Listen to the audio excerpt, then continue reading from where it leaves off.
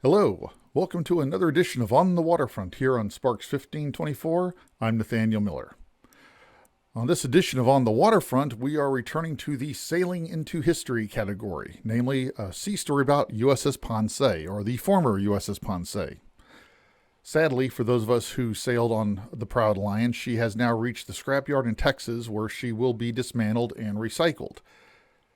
No sailor who ever sailed on a ship and liked that ship ever wants to see this happen, but it is an unfortunate and necessary reality for most ships.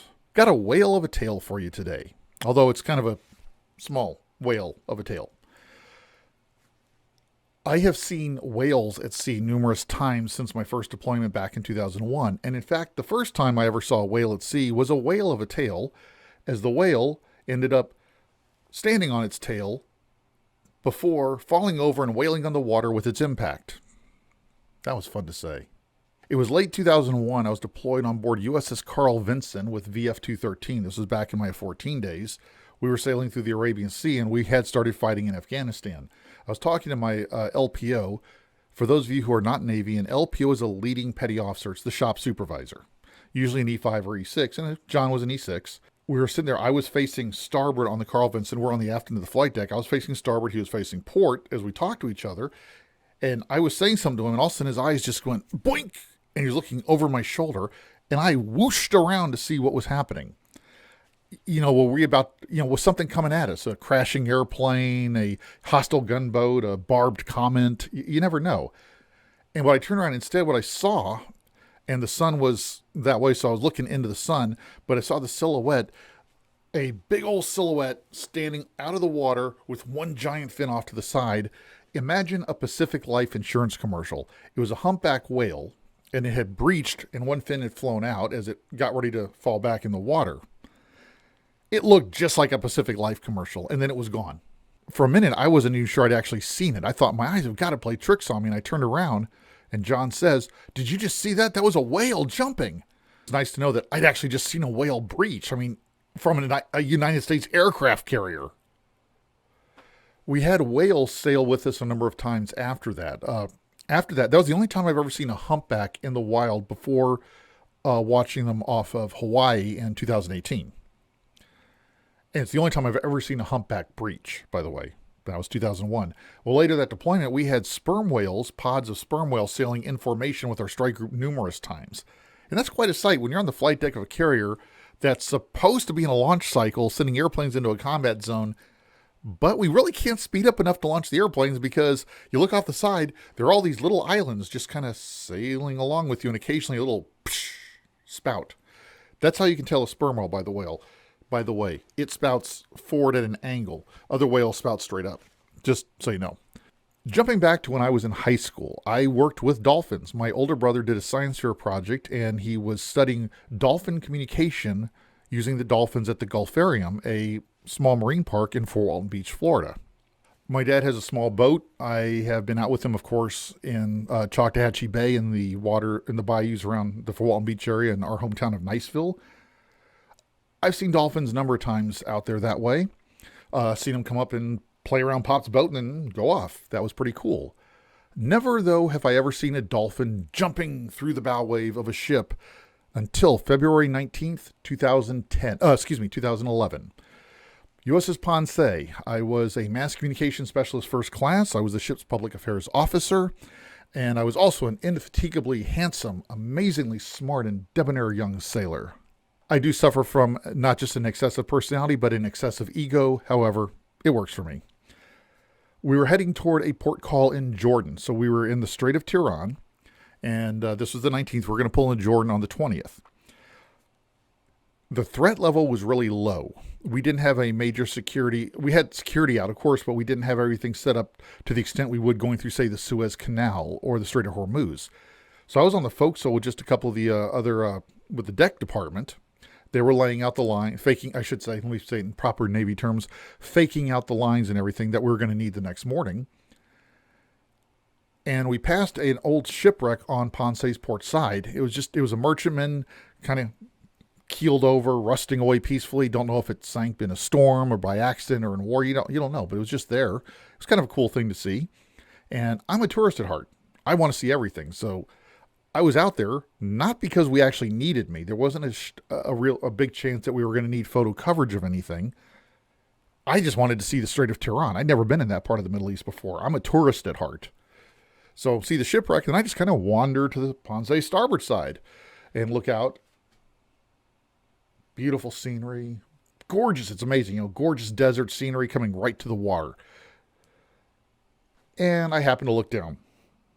And there is a pod of about 20 common dolphins cavorting through the bow wave of the Ponce. And for a minute, I just stood there staring. Like, okay, am I really seeing this? Wait, I am seeing this. Guys, come here, look at this. A couple of guys come over and look, and we're staring. There's these dolphins just zipping around under the bow wave, occasionally coming up to breathe, and once in a while, it was one of those moments that you live in that you honestly don't believe you're living in while you're living in it. Most of the time we seem to, at least in my personal experience, we seem to have that experience when things are bad. For example, when 9/11 happened and I'm sitting there on the Carl Vinson watching it happen on TV, you're living through this, it's real, but at the same time, even though there's just an unreality. It's like, I'm not really watching this, am I? That kind of unreality can hit you with good moments too. And this was great. I mean, we were doing about 10 knots that night, and these dolphins are easily keeping up. Actually, these dolphins can easily go faster than we were. They're like little torpedoes down there. Cute little slick torpedoes with adorable little flukes, but torpedoes. It was just unreal. They were just there. It's like life, the universe, God. Pick your deity. For me, it is God. For you, pick your deity. Just hand you this cake. Hey, just out of nowhere. Here's a great moment in life, something you've always wanted, just out of nowhere. I got some great photos of them by laying on the deck, hanging over the bow of the ship. I got the guys to hold my legs down just to be safe, even though with just this much of me hanging off the front of the ship and the rest down, I really wasn't worried about falling overboard, but I'm not stupid. I may take a couple of risks as a photographer, and I have, but try to mitigate them. So in this case, I told the guys, hey, hold my legs. I'm going to lean over the front. So I photographed and got about a minute or so clip, which of course you've been seeing here as we've been talking. So I got to see dolphins jumping through the bow of the Ponce. Yes, the dolphins were jumping through the bow of the ship, punching holes in the steel, jumping through the ship's bow wave and cavorting just for the heck of it as we transited the Strait of Tehran that night. It was just unbelievable, an unbelievable moment of pure beauty. And we got to see it the next day again. As we're pulling into Aqaba, there's another small pod of dolphins that escorted Ponce all the way in. Literally all the way almost to the pier. This one wasn't as, they weren't cavorting and jumping because we were moving much slower. We're in the harbor moving toward our pier. And the water was so clear that looking over the bow, you could see the bottom of the ship. You could see where the bow ends and, curves under. That by itself, that's 2 or 3 times I've been in a situation where the water was clear enough I could see the bottom of the ship through the water. That's kind of a freaky experience on its own, and that'll actually be another sea story for another time. This wasn't some great moment of esoteric ecstasy, of religious devotion and spiritual awakening or anything like that. There wasn't the angels weren't singing. There wasn't some grand, meaning to this moment. It's just dolphins doing what dolphins do. And dolphins like to play around ships because they like the bow wave on the surface and the pressure wave under the surface. The dolphins love to swim through it. And basically they're surfing it. They're doing what they do. They're just having fun. That was a very difficult deployment. Anybody who was on Ponce with me during that 9 months knows it was a difficult deployment. The fact that our commanding officer was relieved for cause alone, not long after this story, kind of tells you that we had a hard deployment. We pulled off every mission that we were given, but it was not easy. And yet, even in the middle of some of the hardest times in our lives, are moments of remarkable beauty, if only we're willing to look for them. That doesn't make the hard times go away. It was still a very difficult deployment from Jordan through the CO getting fired in Spain and us getting out from under that cloud. There was still a lot of hard times ahead of us. But in the middle of all those hard times was one moment of absolute perfect beauty. And for me personally, wish fulfillment. I finally got to see dolphins cavorting through the bow wave of a ship, and it happened to be my ship. It was a good night on the Ponce for me and the guys on the deck that night, and the next morning was amazing. Getting to see those dolphins escort us almost right to the pier. That almost felt like it had some deep meaning. Again, it was just dolphins doing what they do, probably, but it was another moment of beauty. So sometimes you get not just a moment of perfect beauty, but once in a while, you might get 2 or 3 in a row.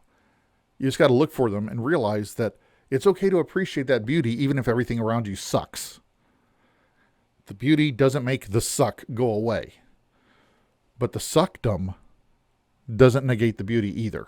And that moment of beauty might just be the mental break you need for just a few minutes to catch your breath, to reorientate and reset, and then re-engage with the suckdom. Well, I thank you for your time. I do hope you enjoyed this video, and if you didn't, but you stuck with me to the end, I do appreciate it. I would ask you to hit that little like and even the share button down. Share this with anybody you want. If you think what I do is interesting, please hit that little subscribe button. I'll get something up at least once a week. Everything from sea stories here on the waterfront, some of which specifically for the Ponce, to the writer's craft, since I am a novelist, travel logs, anything that, Sparks 1524, it's all me, but, well, me and the voices in my head, have a wide broth. I'm going to quit while I'm ahead because I'm making a fool of myself now, and I do it very well. Thanks for your time. If you care to read more about this, check out my written column. It is linked below. Hope you have a great time. Again, I ask you to hit that little like and share button, and until we meet again, always remember to go and do some great things.